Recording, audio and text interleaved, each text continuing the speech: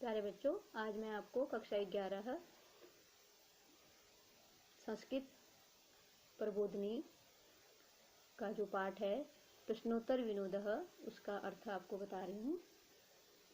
तो अर्थ बताने से पहले एक बार मैं आपको बताना चाहती हूँ कि इस पाठ में क्या दिया गया है।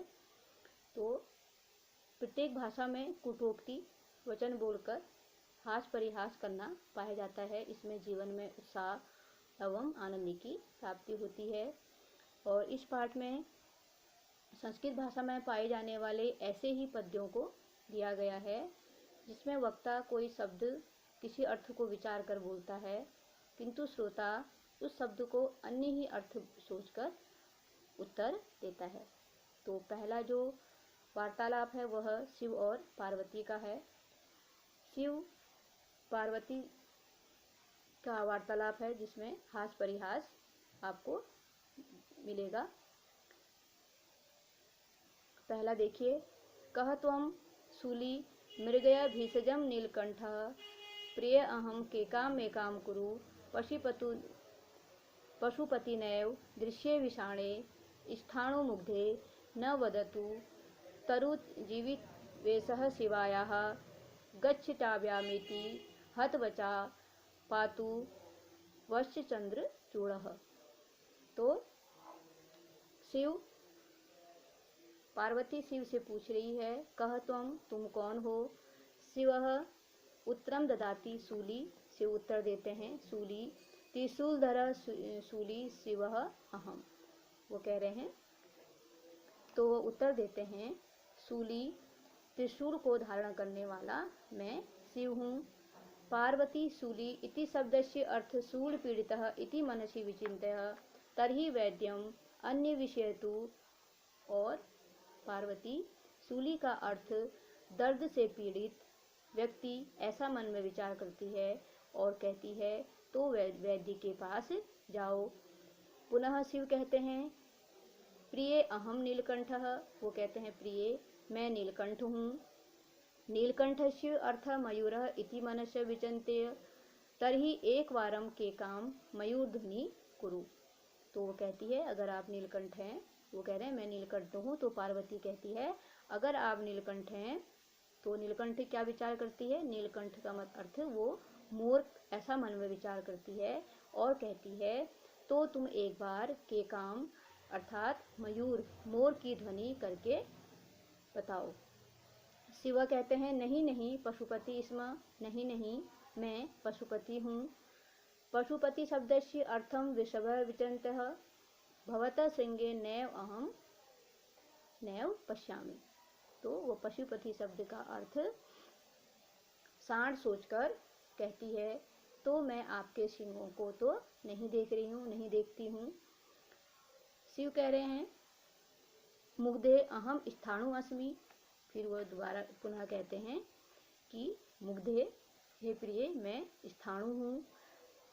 पार्वती स्थाणु शब्द से अर्थ स्तंभ विचिन्त्य वृक्षः तु वदति किंतु त्वं तु वदसि। तो स्थाणु का अर्थ स्तंभ या ठूंठ भी बोलते हैं, जो वृक्ष का निचला हिस्सा होता है उसे स्थाणु भी कहा जाता है। तो उसको ऐसा विचार करती है और कहती है, तो क्या वृक्ष बोलते हैं, तुम तो बोल रहे हो। पुनः शिव कहते हैं, अहम शिवाया पार्वत्या जीवितेशः प्राणवल्लभः अस्मि। तो वो कहते हैं, मैं शिवा पार्वती का जीवितेश अर्थात पति हूँ। पार्वती शिवाया अर्थ श्रृंगाली विचिन्त्य तर्हि वनम गच्छः। तो वो शिवाया का अर्थ श्रृंगाली अर्थात गिदड़ी ऐसा मन में विचार करती है और कहती है, तो वन में जाओ। एव प्रकाणे पार्वत्या वचने हतवचा निरुत्तर चंद्रचूड़े अर्थात शिरसि यस्य सह शिवः व युष्मान रक्षतु। तो शिवा का अर्थ वो क्या समझती है, गिदड़ी सोचती है और कहती है वन में जाओ।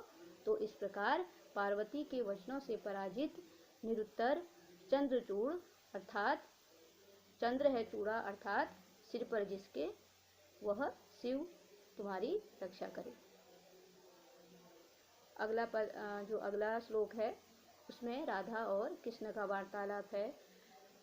देखिए, को अयम द्वारी हरियः पर्याहु उपवनं शाखा मृगशात्र किं किष्णो अहम दयिते विवेमी सुतराम कृष्णादहम वानरात् राधे अहम मधुसूदनो वज्रलताम तामेव पुष्पानिविताम इत्थः निर्वचन कृतो दयितया हीनो हरि पातु वह।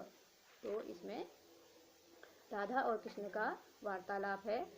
तो इसमें जो कृष्ण है वो राधा से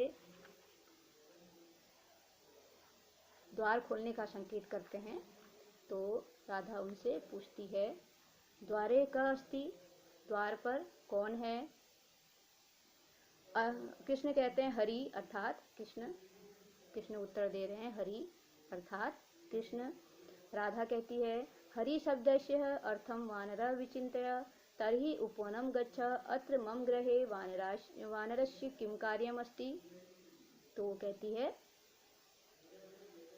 वो हरि शब्द का अर्थ बंदर ऐसा मन में विचार करती है और कहती है, तो उपवन में जाओ, मेरे घर में तुम्हारा क्या काम है।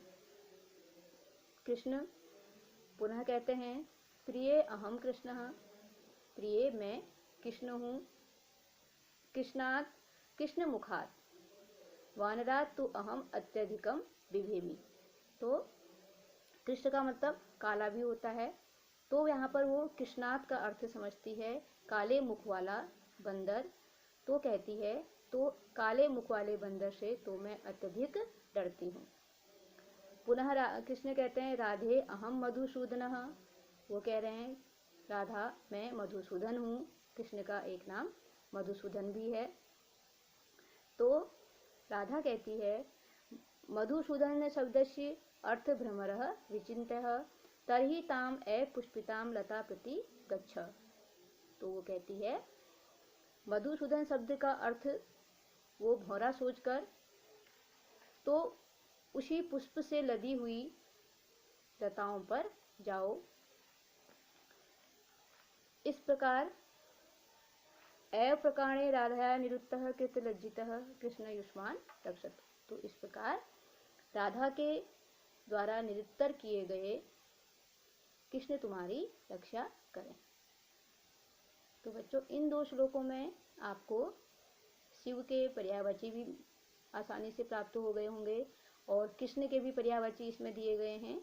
तो यह भी एक जानकारी का आपको जानकारी इन श्लोकों से मिली होगी। और अगला जो पद है वह एक व्यक्ति और एक कवि का वार्तालाप है। एक मनुष्य और एक व्यक्ति है और दूसरा एक कवि है, उनका आपसी वार्तालाप है।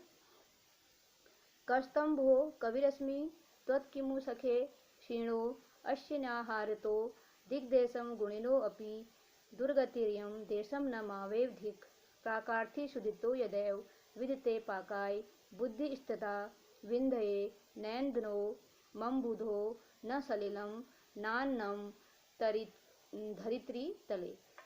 तो यहाँ पर जो वार्तालाप है वह एक कवि और एक व्यक्ति का है। तो एक व्यक्ति कवि से पूछ रहा है, एक व्यक्ति है वो कवि से पूछता है, भो त्वम कह असि। अरे तुम, भो का अर्थ होता है अरे तुम कौन हो। कवि कहता है, अहम कवि अस्मि, मैं कवि हूँ। व्यक्ति कहता है, जनः तम कृषिकाय दृष्ट्वा तत्तु विचित्रम सखे भोजनाम बिना दुर्बलः असि।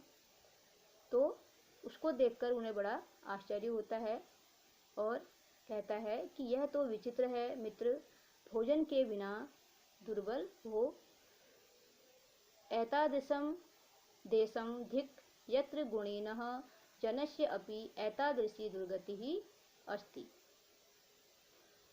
तो फिर कहते हैं, ऐसे देश को धिक्कार है जहाँ गुणवान व्यक्ति की भी ऐसी दुर्गति है। कवि उत्तर देता है, देशम न माम एव धिक्, देश को नहीं मुझे धिक्कार है। यतः यदा एव अहम क्षुधया पीड़ितः, क्योंकि जब भी मैं भूख से पीड़ित होकर भूत्वा भोजनम पाचनार्थम चिंतयामि, तो भोजन की सोचता हूँ, तो तदा विंध्य पर्वते ईंधनम काष्ठम न भवति, तो तब क्या होता है, विंध्य पर्वत पर ईंधन अर्थात लकड़ी नहीं होती है। समुद्रे जलम न भवति, समुद्र में जल नहीं होता है। पृथिव्या च अन्नम न भवति इति, और पृथ्वी पर अन्न नहीं होता है। अर्थात अहम पाक सामग्रीम एव न प्राप्नोमि, और अर्थात मैं भोजन सामग्री ही प्राप्त नहीं कर पाता हूँ। ठीक है प्यारे बच्चों, ये पूरा तीनों जो श्लोक हैं वो आपको समझ में आ गए होंगे। तो यह जो श्लोक है इससे हास्य परिहास भी होती है और जानकारी भी हमें प्राप्त होती है। धन्यवाद।